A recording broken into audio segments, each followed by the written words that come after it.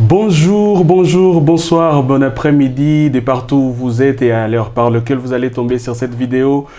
Toujours dans l'émission Apprends-moi. Ici, nous nous asseyons, nous ouvrons la Bible et nous étudions la parole de Dieu ensemble. Et aujourd'hui, je suis content d'être avec vous toujours dans Galates 5 où on est en train de parler sur les œuvres de la chair. Et ce soir, je suis content d'avoir un invité de marque avec moi, que je vais vous donner la grâce qu'il puisse se présenter lui-même, parce que c'est un homme de Dieu dans la ville de Bujumbura qui est beaucoup connu, mais à vous qui sont à l'étranger, peut-être vous le voyez sur TikTok, sur YouTube, sur Facebook, alors vous pouvez encore avoir cette joie de les connaître encore aujourd'hui. Bonjour apôtre. Bonjour Nathan. Vous allez bien? Oui, je vais bien, merci. Pour nos invités encore, bonsoir. Bonsoir à tout le monde, que Dieu vous bénisse. Ok. Merci. Alors, vous pouvez vous présenter? Oui, je suis l'apôtre Abel Racheté de l'église Impact With Ministries, une église qui est basée sur l'enseignement de la parole de Dieu, dont la vision est l'émergence d'une génération de disciples authentiques de Jésus-Christ qui vont manifester le caractère de Christ et les valeurs du royaume dans toutes les sphères de la société. Merci. Alors, aujourd'hui, on est content parce qu'avec l'apôtre, et je dis bien l'apôtre parce que si on parle de l'apôtre, vous comprenez déjà, ce sont les gens que Dieu a mis dans l'église. C'est un don de Dieu pour implanter et donner l'équilibre à l'église. Avec lui, aujourd'hui, on va parler sur un thème très important qui s'intitule les divisions. Alors, apôtre, aujourd'hui, on va parler sur les divisions, quelque chose qui ne devrait pas être dans le corps de Christ, mais qu'on commence à trouver couramment partout. Alors, sans plus tarder, on aimerait savoir, c'est quoi en fait la division? Je vais répondre en termes simples, comme ça va permettre à tout le monde de nous comprendre. Lorsqu'on parle de la division, il est question de la dissension ou de la désunion. C'est-à-dire les gens ne sont pas unis. Et lorsque l'apôtre Paul parlait de ça, il y avait quelque chose qui était en rapport avec cela. Ok. Alors, en soi, on va entrer directement dans notre Galates 5. Paul, il ne dit pas simplement ça, la division, il appelle ça les divisions. Alors, on aimerait savoir ce que la Bible parle sur les divisions et par rapport à ce qu'on est en train de voir aujourd'hui. Alors, dans le contexte de l'apôtre Paul, lorsqu'il parle dans Galates 5, verset 19, il parle des divisions. Il est question d'abord dans le contexte des faux enseignements qui étaient venus prêcher au sein de l'Église. Et ces enseignements avaient divisé les gens. Mais amener les discordes. Les gens n'étaient pas d'accord avec certains enseignements. Certains croyaient à la grâce, d'autres croyaient à la loi. Et tout cela a amené des groupes. Lorsque vous suivez après avoir parlé des divisions, il parle des sectes. Les sectes sont des petits groupes dissidents de la grande assemblée. Et ce qui a fait que l'Église ne soit pas unie. C'est ça. Ok. Par rapport aux divisions, c'est ce que vous venez de dire. Même présentement, est-ce que quand vous parlez de l'apôtre Paul, c'est dans l'église que ces choses se passent? Bien sûr, c'est dans l'église parce que l'apôtre Paul écrivait aux croyants qui étaient à Galate. Ça veut dire que ce n'est pas quelque chose de nouveau. Oui. Et comment est-ce que l'église actuellement doit se comporter par rapport à cela?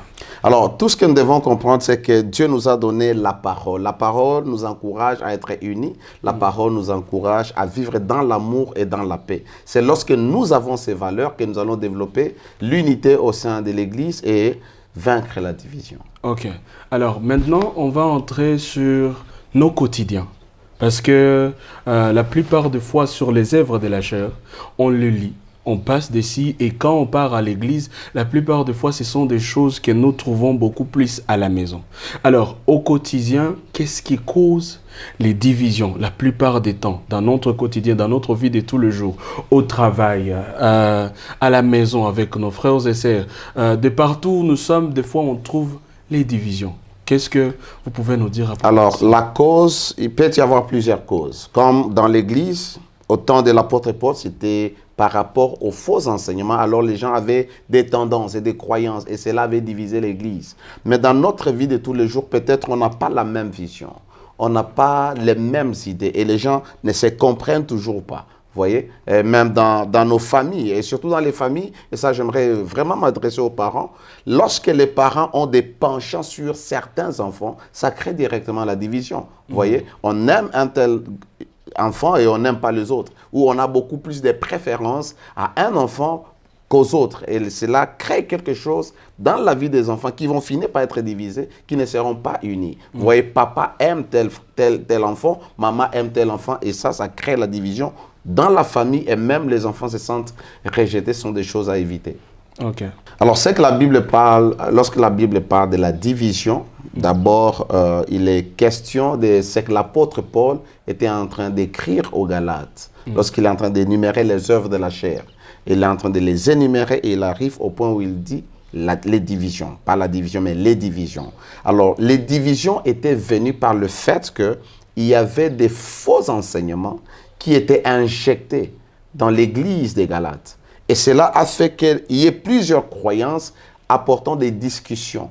Et cela a fait qu'il y ait des groupes, des petits groupes qui s'étaient formés, des gens qui croyaient soit à la loi, soit à la grâce. Et cela a fait qu'il y ait des groupes de gens au milieu de la communauté. Et c'est pourquoi il a fini par dire, après les divisions, il a dit les sectes. Parce que les sectes sont des groupes dissidentes de la grande assemblée. Ainsi, l'église des Galates était désunie. L'église des Galates n'était plus unie. Alors, il était en train de les encourager de vaincre cela. Parce que ceux qui commettent ces choses ne peuvent pas hériter le royaume de Dieu. C'était ça d'abord le contexte. Et pas le contexte de la vie normale. Alors, par rapport à cela, ce sont les mêmes personnes qui ont été enseignées par l'apôtre Paul qui ont tombé dans ces pièges-là des divisions. Alors, j'aimerais que vous puissiez nous expliquer par rapport à cela, comment est-ce que c'est dangereux. Même si, parce que l'apôtre Paul donnait de l'enseignement authentique. Mais dans cet même enseignement authentique qu'il donnait, on trouve des gens qui commencent à prendre parti de certaines choses que même lui, il n'a pas enseigné. Qu'est-ce que vous pouvez Alors, dire? les grands problèmes, c'est la manière dont nous abordons l'autel ou l'enseignement. Et moi-même à l'église, je décourage qu'il y ait beaucoup d'enseignants. Parce que pour transmettre la connaissance, ce n'est pas tout simplement parce que vous savez lire la Bible. Vous devez comprendre et rentrer dans les temps pour comprendre quelle était la pensée de l'auteur lorsqu'il écrivait. Alors, Paul a enseigné ces gens. Et lorsque vous lisez juste les premiers chapitres, vous descendez, vous voyez qu'il est en train de les considérer comme des enfants. Il dit, vous devriez déjà être des matures. Qui vous a ensorcelé? Pourquoi? Ils avaient déjà la saine doctrine, l'enseignement pur du Seigneur, et puis d'autres faux prophètes, d'autres faux apôtres, d'autres faux docteurs sont venus avec d'autres enseignements qui contredisaient ce que lui il avait enseigné.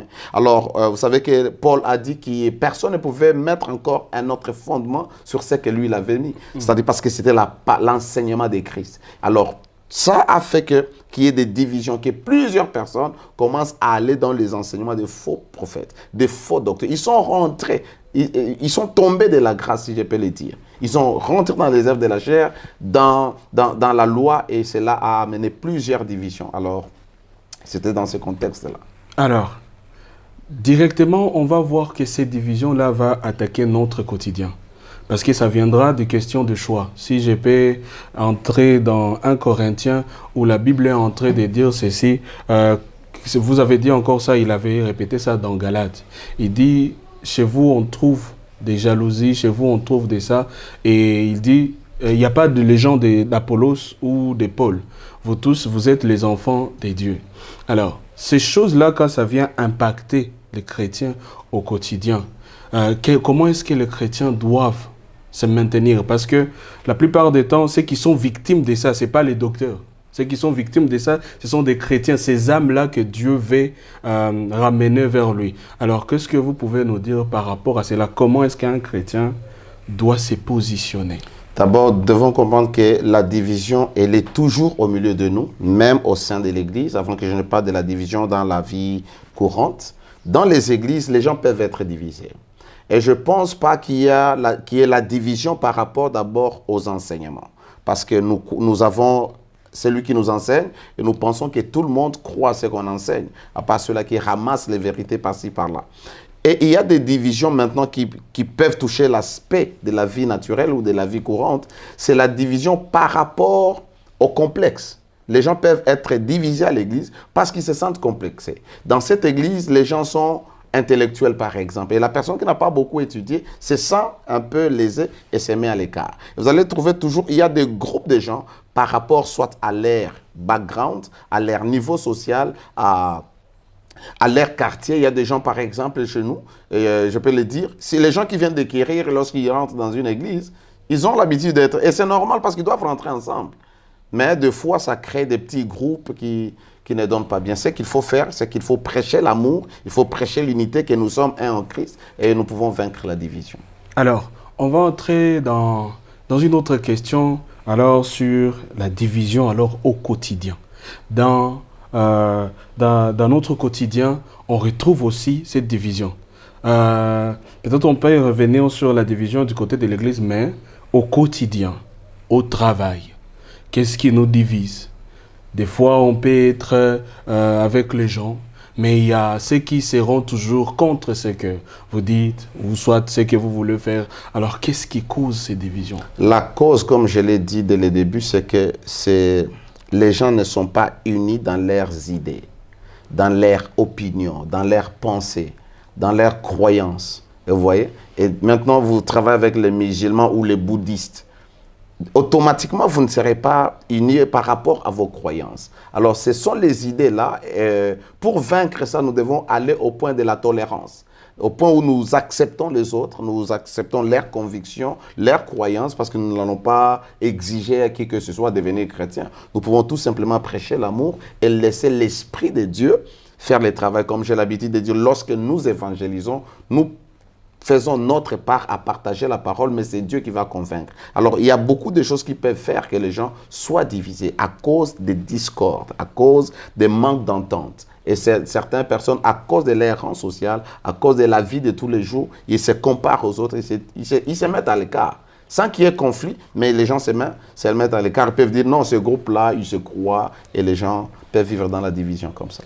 Alors, bien-aimés, si vous venez de nous retrouver, nous sommes en train de parler sur les divisions dans Galates 5, 19, où l'apôtre Paul est en train de parler sur les œuvres de la chair. Et avec l'apôtre Abel Racheté, on est en train de parler sur les divisions. Alors, apôtre, j'aimerais rentrer dans l'église. Parce qu'on était déjà dans la famille et sur notre quotidien, mais j'aimerais rentrer dans les églises. Par rapport à ce que je suis en train d'étudier ces jours-ci, je suis en train de comprendre que ce qui divise encore les chrétiens, normalement, ça ne doit pas les diviser. Par rapport à cet argument que vous venez de donner, s'accepter comme nous sommes.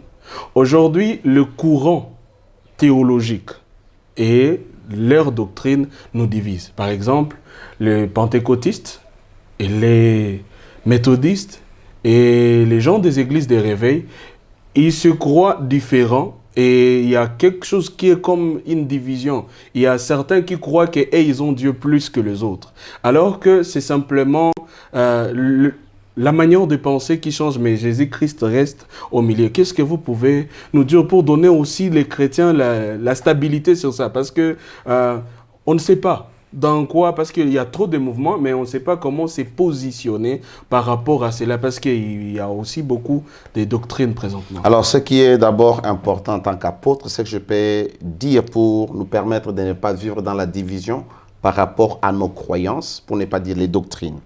Nous n'avons qu'une seule doctrine que la Bible appelle la sainte doctrine. La sainte doctrine, c'est l'ensemble de tous les enseignements vrais du Seigneur Jésus-Christ et dont les apôtres ont soutenu. C'est-à-dire, c'est ça qui nous donne la ligne de conduite. Mais nous avons nos manières de mettre de l'ordre dans nos églises. C'est pourquoi nous appelons ça les doctrines. Mais nous avons la sainte doctrine. Ce qui est important, c'est que toutes ces communautés, ces dénominations-là, doivent être focalisées sur la sainte doctrine. Si nous croyons tous les mêmes choses telles qu'écrites dans la Bible, telles que Dieu nous les recommande, je ne pense pas que nous aurons des problèmes de division doctrinale. Une autre chose, l'interprétation. La doctrine peut être bonne, mais l'interprétation. Comment interpréter les Écritures? Le port des foulards, par exemple, ça divise plusieurs personnes. Mais il faut rentrer dans le contexte et pourquoi c'était là. Pourquoi les femmes doivent se couvrir la tête? Pourquoi? Il faut savoir rentrer dans les origines. qu'est-ce qui avait poussé l'apôtre Paul à écrire cela? Et si nous comprenons, nous allons maintenant commencer à arriver à ce qu'on appelle l'unité de la foi. Nous allons croire aux mêmes choses, pas à des choses que les gens ajoutent. Parce que dans nos doctrines, pour mettre de l'ordre dans nos églises, nous mettons des choses que nous ajoutons et ce n'est pas Dieu. Vous voyez? Alors, il est très important de savoir que l'important, c'est d'être basé sur la saine doctrine, la doctrine de Jésus-Christ. Alors, à partir de ça, ça va nous aider à ne pas créer, nous, nos propres doctrines. Parce que dans ma maison, j'ai ma manière d'éduquer mes enfants. Dans votre maison, vous pouvez avoir votre manière d'éduquer les enfants. Et quand votre enfant va venir dans ma maison, il y aura toujours un problème, quelque chose qui ne va pas marcher. Pourquoi? Parce que nous avons deux manières d'élever nos enfants. Alors, lorsqu'il vient, pour qu'il s'adapte, il doit comprendre ce que dans cette maison, on veut. Et nous, la seule maison qui doit nous conduire, c'est la parole de Dieu. Si vous venez de nous retrouver, nous sommes toujours en train de parler sur les divisions dans l'émission Apprends-moi et nous sommes contents toujours d'être connectés avec vous et je salue le chrétien de l'Impact World Ministry, les chrétiens de l'église Oasis Church et le chrétien de l'église Carpos, les chrétiens de l'église Corps du Christ du Burundi, notamment vous qui nous suivez et qui vous nous écrivez en train de nous encourager. Merci beaucoup d'être toujours direct chaque mercredi soir à 19h30 et les samedis à 21h pour le rediffusion. Merci beaucoup. Alors, nous continuons avec notre thème sur les divisions. Alors maintenant, là, on va entrer dans la famille. Dans la famille. Dans la famille aussi, apôtre, nous trouvons des divisions. Dans le frère, les cousins et la plupart des fois, en tant que chrétien, on se trouve que nous, on ne parle pas avec telle famille. Nous, on ne parle pas avec de telles personnes. Alors, d'où nous viennent cette division au sein de la famille? Au sein de la famille, merci beaucoup pour la question. Au sein de la famille, je peux dire que 90% des divisions dans les familles sont causées par les parents. Parce que ce sont les parents qui ont la charge d'unir la famille.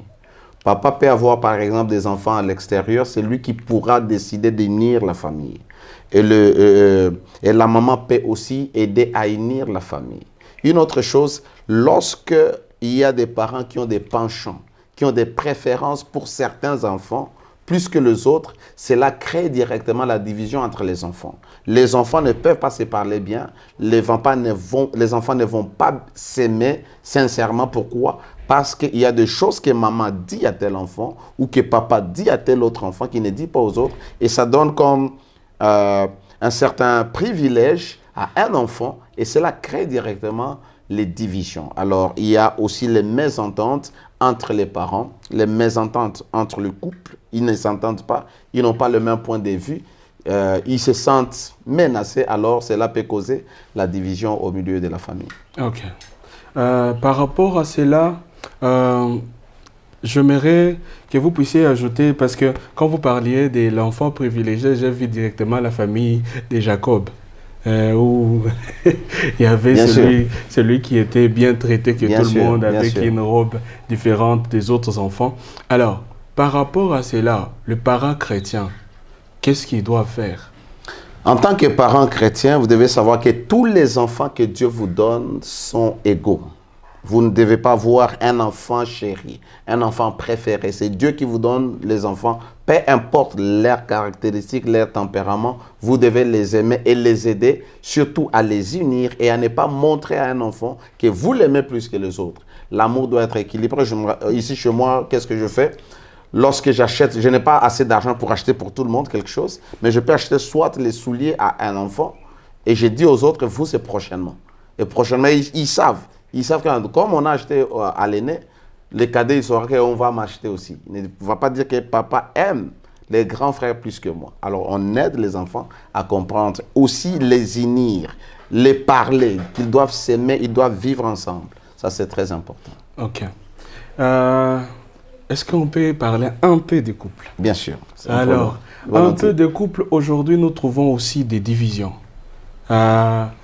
Même le couple chrétien, si on peut dire ça comme ça. Et nous trouvons que le couple chrétien commence à aboutir dans les divisions, beaucoup plus peut-être arriver même jusqu'au divorce. Alors, quelque chose sur ça.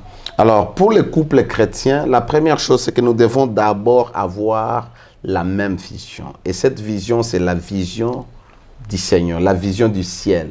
Si Dieu n'est pas au centre de notre relation, vous ne priez pas avec votre épouse, vous ne priez pas l'un et l'autre ensemble. Il y a prié pour votre épouse seule, ou prier pour votre mari seul, mais il y a prié ensemble. Et ce sont ces choses-là qui tissent l'union. Alors, une autre chose, il faut parler. Lorsque vous ne parlez pas, il y aura toujours la division, il y aura l'opposition. Celui-ci va amener ceci, l'autre n'aime pas, et il y a des... Mais si vous mettez des accords, mais si vous vous mettez ensemble, vous pouvez discuter les points et ensemble prier. Parce que vous priez à votre force, ça va vous permettre que Dieu répare les cœurs de l'un et de l'autre pour avoir une même pensée. Ok. Alors, après tout ce qu'on vient de voir ici, bien-aimés dans le Seigneur, je sais qu'il nous reste encore quelques minutes pour aller sur ça. Apôtre, en tant qu'un chrétien, baptisé, né de nouveau, rempli du Saint-Esprit, quand on sent que dans nous, il y a quelque chose qui commence à marcher dans le mouvement de la division. On commence à se sentir et qu'il y a quelque chose qui s'est passé et on commence à vouloir se diviser des gens. Est-ce qu'on peut éviter les divisions? Bien sûr, il est très important d'éviter les divisions. Vous savez, il y a des choses qui ne nous sont pas imposées. Ils nous sont proposés, mais nous avons le pouvoir de stopper cela. Nous devons chercher toujours la paix. Lorsqu'il dit chercher la paix avec tous, il veut que nous soyons en paix, que nous ne soyons pas divisés. Alors lorsqu'il y a des accords, c'est mieux de s'asseoir et de se poser les questions. Des choses que vous ne comprenez pas de chez moi, posez des questions pour que je vous explique. Et des choses que je ne comprends pas chez vous, il faut que je vous pose des questions. Même dans les doctrines, même au milieu des serviteurs de Dieu, lorsque j'enseigne quelque chose que vous ne connaissez pas, il faut me demander, au lieu de commencer à critiquer, à montrer que nous ne sommes pas ensemble. C'est mieux de s'asseoir. Mon frère, vous avez parlé, ça, pourquoi vous l'avez dit? Et je peux vous dire pourquoi j'ai dit ça. Et ça va nous aider à toujours régler les problèmes à l'amiable et à éviter d'être divisés. Ah, la division qu'on trouve maintenant presque partout. Et vous venez de dire quelque chose d'important, le fait d'aller demander. Moi, je crois que ça prend de la maturité. Bien sûr, la marche chrétienne, c'est la marche de maturité. Tous nous croissons vers la maturité. Et pour comprendre, le fait d'aller demander, ça prouve que d'abord, vous êtes brisé, vous êtes humble. Vous savez, il y a des gens qui pensent qu'ils connaissent tout. Personne ne connaît tout. Nous ne connaissons pas tous. Nous connaissons en partie. Ce que je ne connais pas, je peux demander. Et ce que vous ne connaissez pas, vous pouvez demander.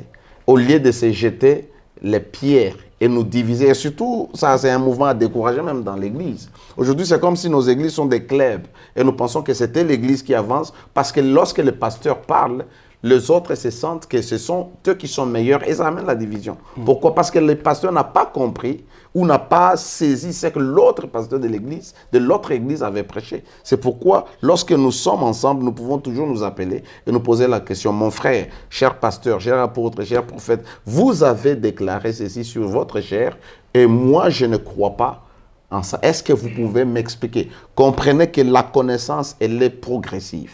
La connaissance de la parole de Dieu n'est pas absolue, elle est progressive. Et la manière d'être illuminé par le Saint-Esprit se distingue. Alors, vous pouvez beaucoup plus être illuminé pour un passage, vous voyez, et par rapport à quelqu'un d'autre. Et ne pensez pas que c'est lui qui n'a pas compris, il est ignorant. Non, allez lui expliquer. Expliquez-lui s'il pose des questions. Ok. Alors, ne nous divisons pas pour rien.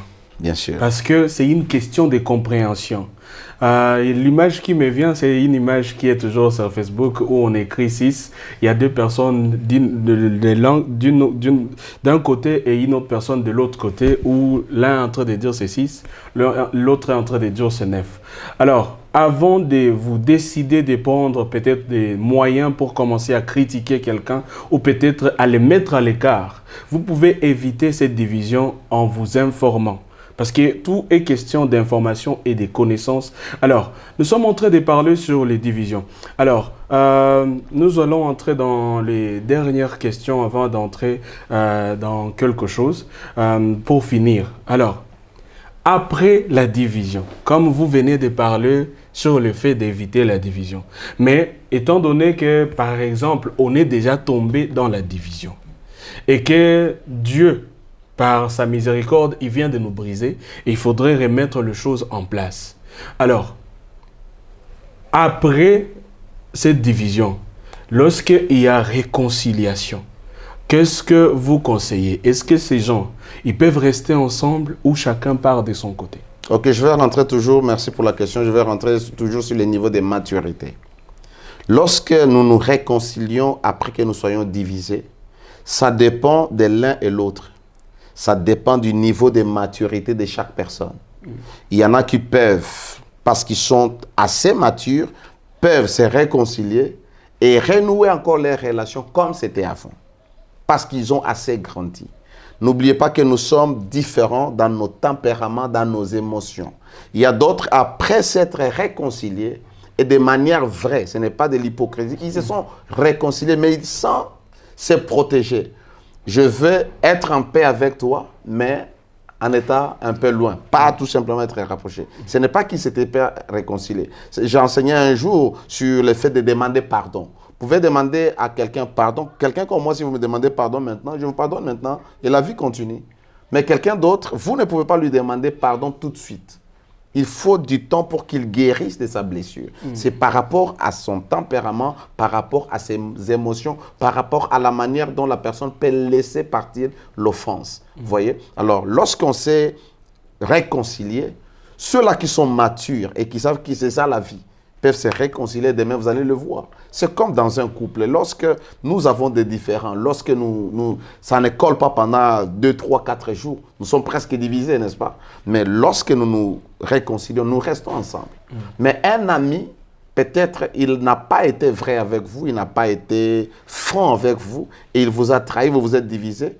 Oui, en tant qu'enfants de Dieu, nous devons chercher la paix, nous devons nous réconcilier, mais nous ne sommes pas obligés d'être forcément ensemble. Okay. Mais nous pouvons avoir la paix tout en étant très loin et éloignés. Alors, dans une minute, est-ce que les divisions aussi sont à la cause des blessures émotionnelles? Bien sûr, les divisions amènent les blessures intérieures. Surtout les divisions au sein de la famille, pas les divisions doctrinales, parce que ce sont les enseignements. Chacun croit à ce qu'il veut. Mais lorsque, dans une famille, nous sommes divisés, vous savez que papa divise les enfants, maman divise les enfants, ou les parents eux-mêmes ne sont pas divisés, ça crée des blessures intérieures. Ça crée des choses qu'on peut guérir, comme je venais de dire, par rapport à la réconciliation. Et la guérison dépend aussi de la personne, dépend aussi de son tempérament. Vous voyez? Oui.